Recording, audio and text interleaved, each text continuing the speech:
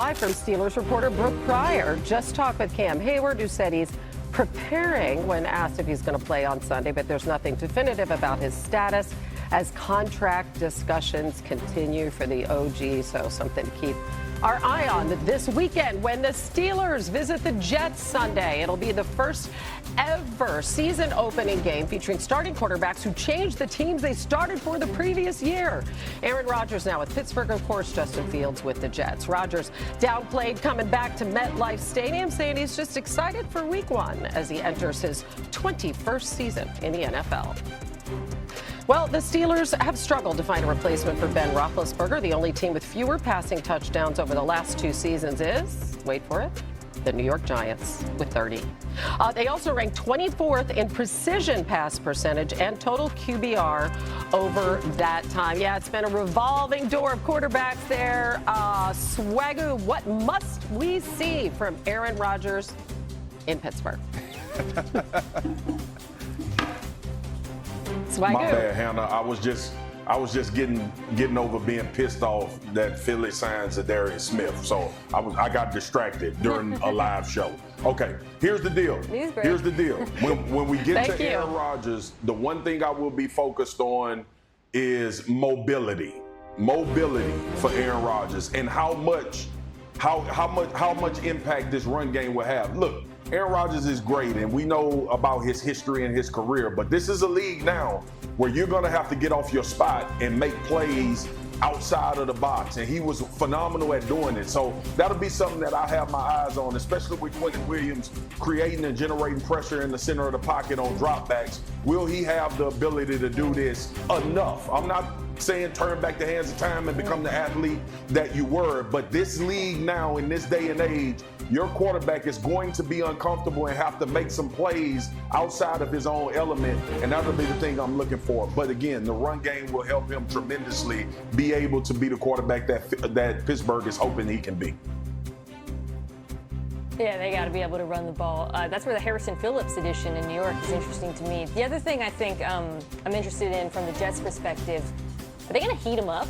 Because last year, Aaron Rodgers was really bad against the blitz, 30th in QBR, 33rd in yards per attempt. And if there's one thing I know about Aaron Glenn, their new head coach, and Steve Wilks, their defensive coordinator, they love sending extra rushers. You got to think they're going to ask Sauce Gardner to man up DK Metcalf for much of this game.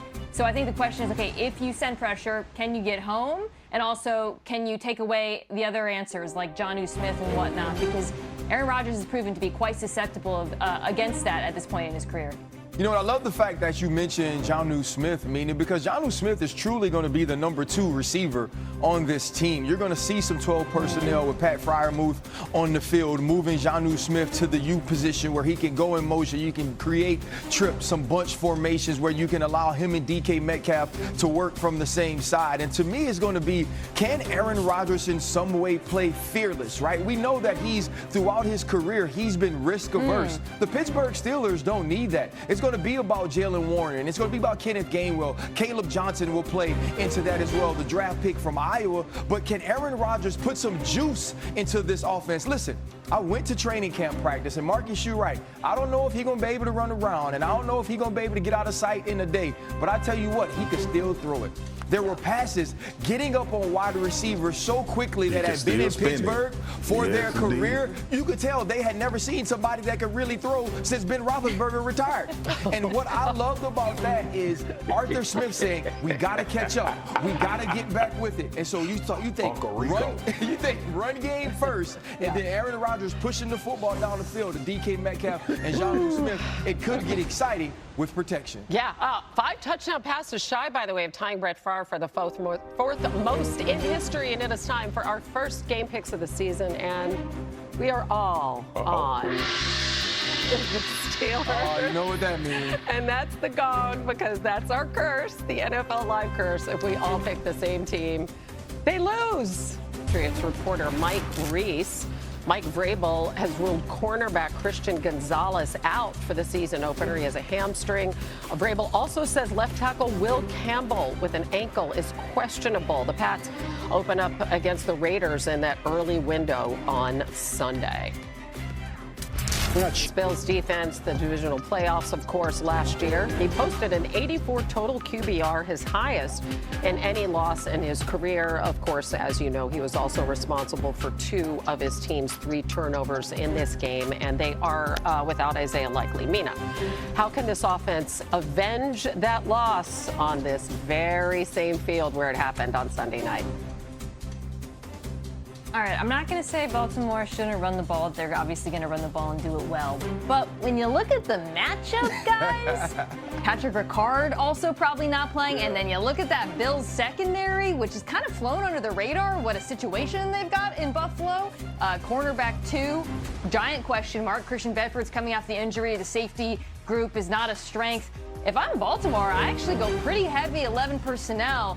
And you're attacking them through the air with Rashad Bateman and Zay Flowers, who, you remember, did not play in the playoff game. I actually think you could be massive in this one, guys. And I wouldn't be surprised if they're a little bit more spread him and shred him than maybe we associate with this Ravens team. Yeah, it's always good reminding people, right? Because it seems like yesterday, but it was a while ago, and we forgot there was no Flowers. And this is the first ever opener featuring 2 quarterbacks, RC, who went 1 and 2 in MVP voting.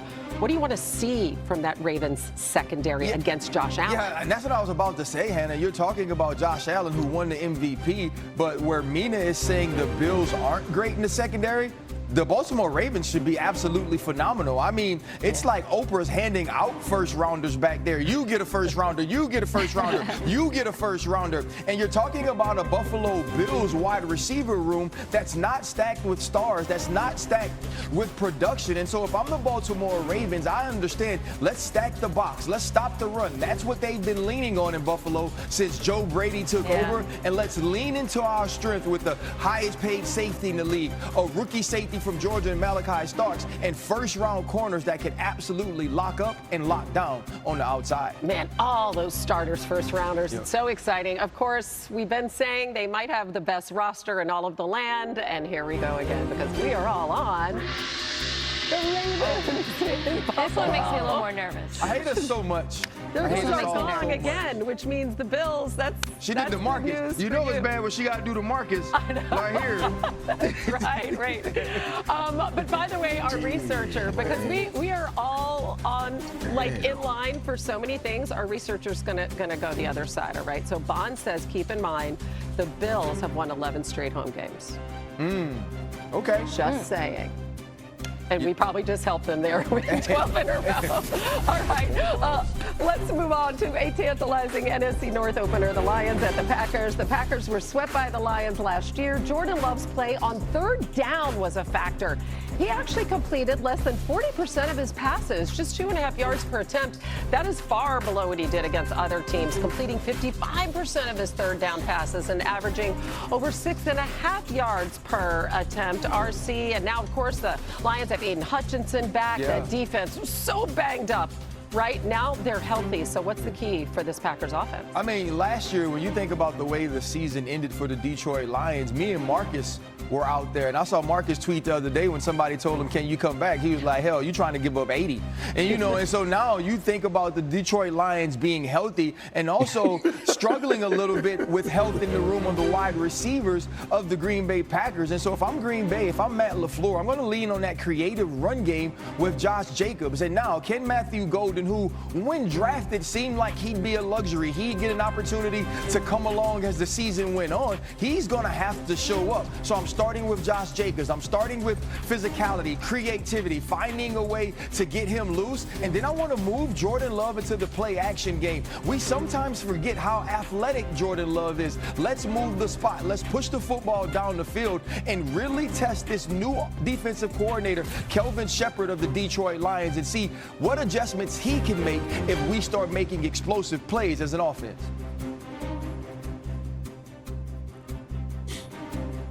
RC, I love that point. I think for Green Bay, too, one of the big things I remember from last year is that they played behind so much in the second half.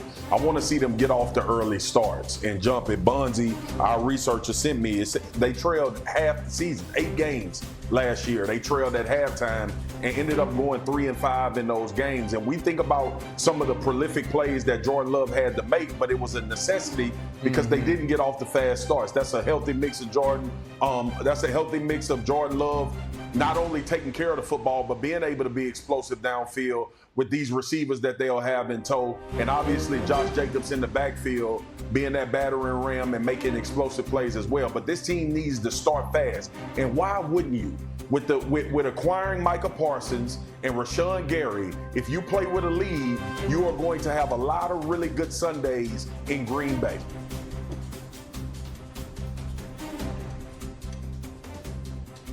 The big question, of course, on this game is Micah Parsons